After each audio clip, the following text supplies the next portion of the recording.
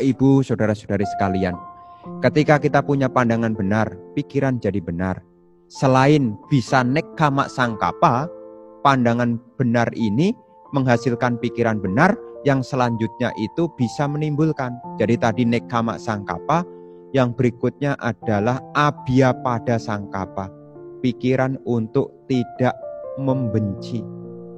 Ya, abhyapada, karena abhyapada adalah niat jahat atau kebencian. Jadi kalau abhyapada, ya berarti tidak ada lagi yang namanya niat jahat. Kalau seseorang tidak punya niat jahat, apa yang terjadi? Meskipun seseorang itu belum mencapai kebebasan, minimal beban hidupnya berkurang.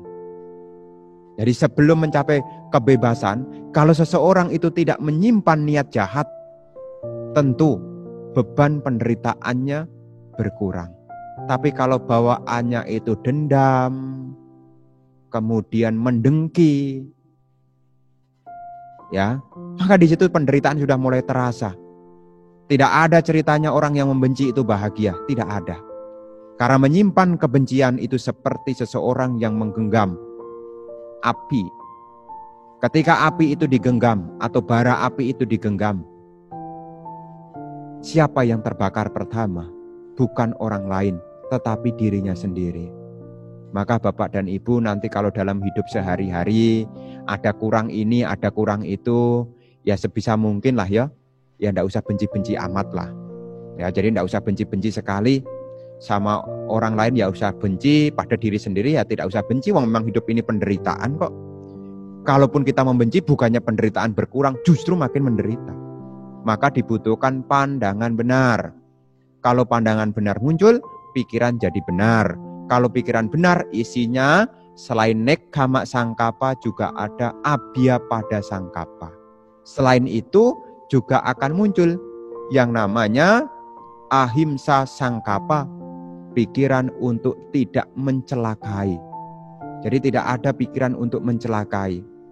Kan seringkali orang pada umumnya itu kan, ya kalau ada orang seneng itu susah. Tapi kalau ada orang susah, itu senang. Ini kebiasaan kita. Wah Bante, dia lagi susah Bante. Mungkin lagi metik karma buruk ya Bante ya. Ya kalau ada orang susah ya kita ya sebisa mungkin membantu.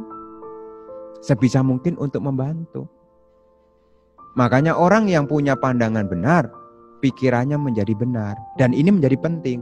Karena segala sesuatu diawali dari pikiran. Apa yang orang pikirkan, diisi oleh apa yang menjadi pandangannya. Dan pandangan itu masuk dari informasi.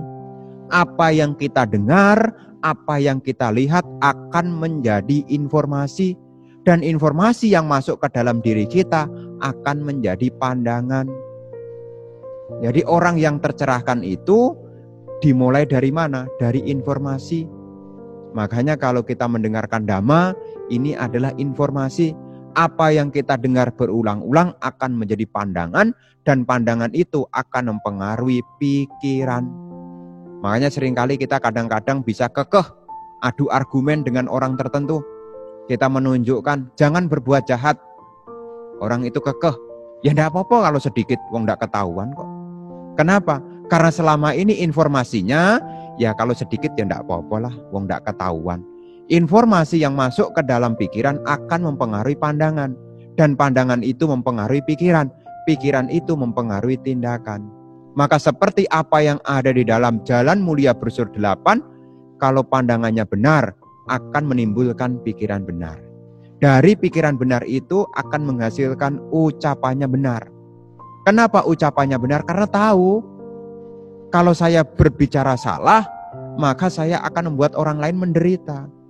Karena ketika kita berbohong sama orang lain, sebetulnya kita membuat orang lain menderita. Ketika kita beromong kosong, itu juga membuat orang lain menderita.